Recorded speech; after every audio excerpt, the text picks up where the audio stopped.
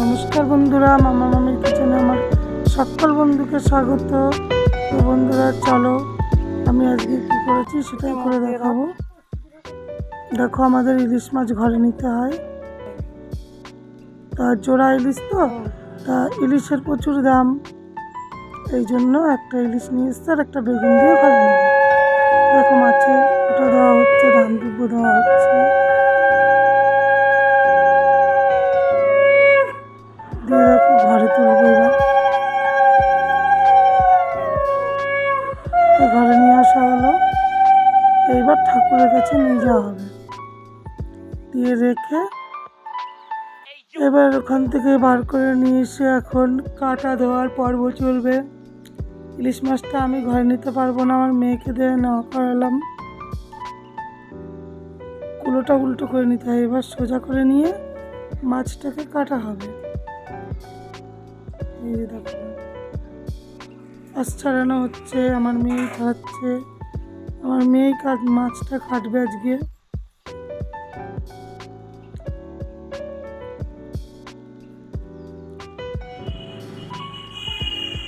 এই দেখো কেমন করে কাটছে দেখো। আর সকল বন্ধুকে আমার অনুরোধ যে ভিডিওটা স্কিপ করবে না, ভিডিওটা স্কিপ না করে পুরো ভিডিওটা দেখার অনুরোধ রইল। আর এই যে দেখো কেমন করে কাটছে। আর সকল বন্ধুরা ভিডিওটা দেখে কমেন্ট পাই, অথচ লাইক দিতে সবাই ভুলে যাও। তো সবাই একটু লাইক দিয়ে দিও, আগে লাইক দিয়ে তবে ভিডিওটা শুরু করে দেবে।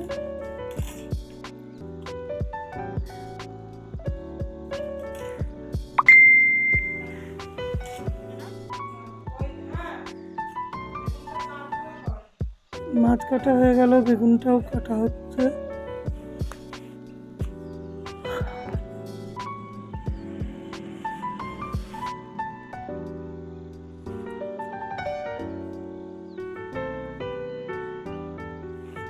আমি প্রতি বছর এই সরস্বতী পুজোর দিনকে জোড়া ইলিশ ঘরে নিই। তো বন্ধুরা গেছিল বাজারে জোড়া ইলিশই কিনতে, ইলিশের প্রচুর দাম, সেই জন্য একটা নিয়ে এসছে। তো আমাদের রীতি আছে যে একটা মাছ আনলে আর একটা বেগুন দিয়ে ঘরে দিতে হয়। আর এবার চলে এসেছি বন্ধুরা, আমাদের এই মাছের আঁশটা আর যা মাছ কেটে যা পাখনা টাকনা বেরোবে সেটা আমাদের বাড়ির ঈশান কোণে পুঁতে রাখতে হয়। তো দেখো আমার মেয়ে সেটাই করছে, মানে ঘরের ঈশান কোণে দিতে হয়, তো ঘর তো পাকা, এখন কোথায় দেবো, তাই বাইরে একদম সীমানার ঈশান কোণে এটা পুঁতে দেওয়া হচ্ছে।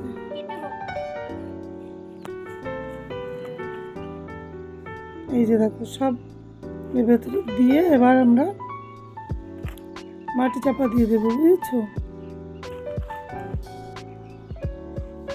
এই দেখো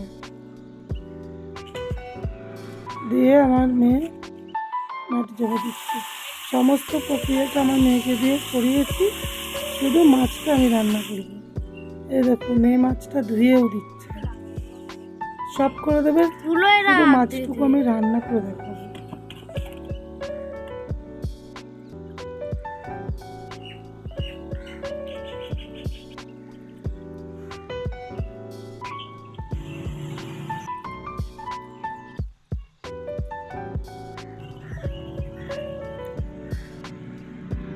দেখো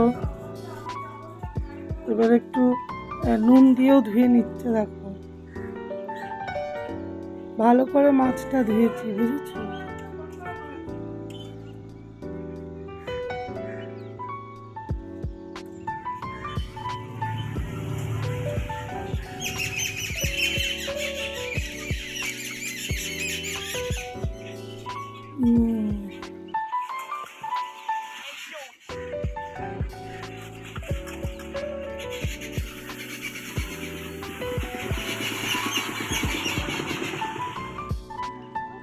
এই দেখো মাছ ধোয়া হয়ে গেছে, এবার একটু হলুদ আর একটু লবণ দেওয়া হবে, দিয়ে মেখে রাখলাম, কিছুক্ষণ রেখে দিয়েছি। এবার কড়াইটা গরম করে কড়াইয়ের ভিতরে তেল দিলাম, কিন্তু কোনো ফোড়ন দেবো না, শুধু বেগুনগুলো জাস্ট ছেড়ে দিলাম।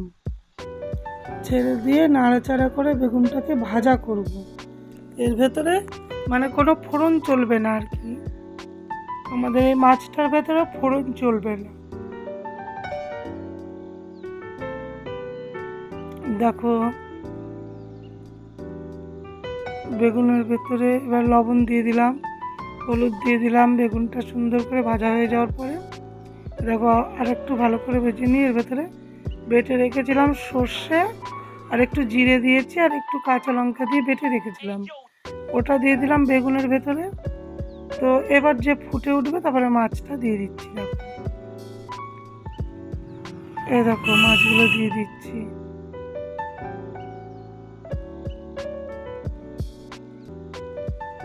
এবার সুন্দর করে ফুটতে দেবো। এই দেখো কত সুন্দর ফুটছে আর কত সুন্দর লাগছে। দেখো মাছটা দেখো হয়ে গেছে, আমার পুরো রান্নাটা হয়ে গেছে। ঢেলে নিলাম, খুব সুন্দর হয়েছে মাছটা। দেখো দেখতে যতটা সুন্দর হয়েছে, খেতেও নিশ্চয়ই অসাধারণ হবে।